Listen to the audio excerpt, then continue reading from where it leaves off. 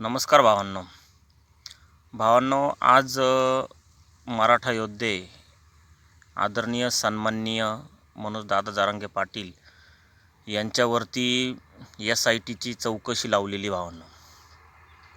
भावांनो, गेल्या 6 महिन्यामध्ये मनोजदादांनी जे समाजासाठी काम केलं आहे ते खूप लाखमोलाचं आहे. भावांनो, या ठिकाणी आज कुठल्याही पक्षाचा कुठलाही नेता, वरिष्ठ नेता असेल, छोटा मोठा नेता असेल, कुठल्याही नेत्याने आजपर्यंत या इतिहासात कुठल्याही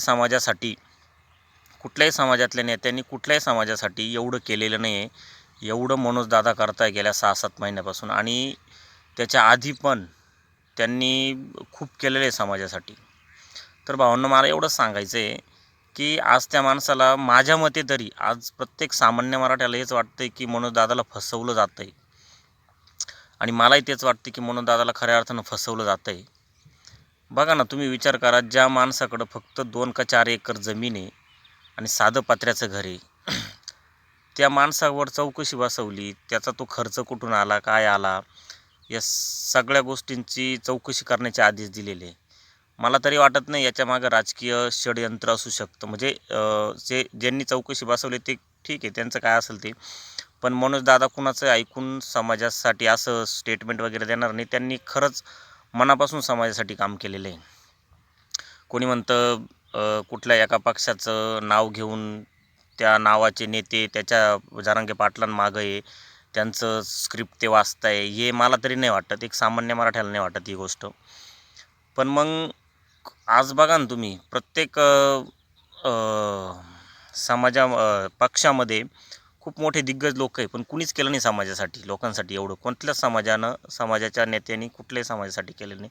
स्वतःची भाकरी भाजून घ्यायची, पोराला आमदार खासदार करायचं, सुनाला करायचं, नातवाईला करायचं, कुठेही त्यांचेच पेट्रोल पंप, कुठेही त्यांच्याच संस्था, कुठेही त्यांचेच कॉलेज, सगळा त्यांचाच भ्रष्टाचार, त्यांचेच पैसे, तेच सत्तेत, 5 वर्ष विरोधात, परत सत्तेत, परत विरोधात, सत्तेत, सगळे मिलीभगत. हात त्या पक्षात जातोय. कधी विचार केला होता का हे लोक इकडे जातील, ते लोक तिकडे जातील? असे लोक आज पक्ष फोडत आहे.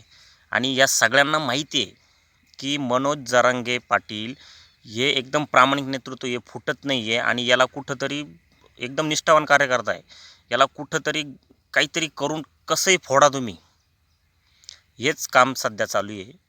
आणि मनोजदादा एकनिष्ठ आहे. आणि मराठा समाजसुद्धा दादांच्या पाठीमागं, सामान्य मराठा समाज उभा आहे.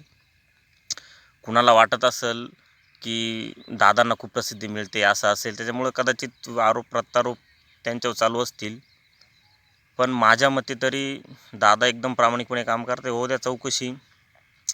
सत्तेचा वापर चांगला केला तर चांगला होतो, गैरवापर केला तर गैरवापर होतो. त्यामुळं प्रत्येकजण भ्रष्टाचारी भरपूर नेते, त्यांच्याविषयी सत्तेत गेले का ते शुद्ध होऊन जातं. मला एवढंच म्हणायचं आहे की मनोजदादा जरांगेंच्या पाठीशी मराठा समाज ठामपणे उभा आहे. काय होईल ते होईल, पण दादा हरणार नाही. आणि तो सच्चा माणूस आहे एकदम. तो सहजासहजी हार मानणार नाही. मी पण एक मराठा आहे. आता या व्हिडिओतून असं समजू नका की मी जातीचा उल्लेख करतो आहे. पण मला एवढंच सांगायचं आहे का प्रत्येकाला प्रत्येकाच्या जातीचा अभिमान असतो आणि तो असलाच पाहिजे. मनोजदादा माझ्यासाठी, माझ्या कुटुंबासाठी, माझ्या इतर मराठा समाजासाठी, इतर सगळ्या लोकांसाठी लढत आहे. त्यांनी सगळ्यांना आश्वासन दिलेलं आहे की मी उद्या इतर समाजाच्या प्रश्नांसाठी मी सुद्धा लढणार आहे. म्हणजे तो माणूस कशाला काय करेल? हे सगळं फसवण्याचं षडयंत्र आहे. ज्यावेळेस माणूस कट्टर असतो, सच्चा असतो ना, तर त्याला फोडलं जातं 200-500 कोटी देऊन. पण दादा फुटले नाही, म्हणून त्यांना हे बदनाम करण्याचं षडयंत्र आहे. आलं लक्षात? मला एवढंच म्हणायचं आहे की दादांच्या पाठीशी उभे राहा भावांनो. असा माणूस परत भेटणार नाही. सगळे आता आंदोलन करतात, 2 महिने 4 महिने मॅनेज होऊन जातात. दादा अजून मॅनेज नाही. काहीच गरज नाही त्या माणसाला.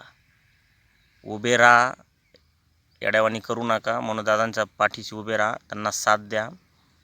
आणि मी पण एक देवाकडे प्रार्थना करतो की त्यांना एक चांगल्या पद्धतीनं असं व्यवस्थितपणे ताकद भेटो, बळ येवो.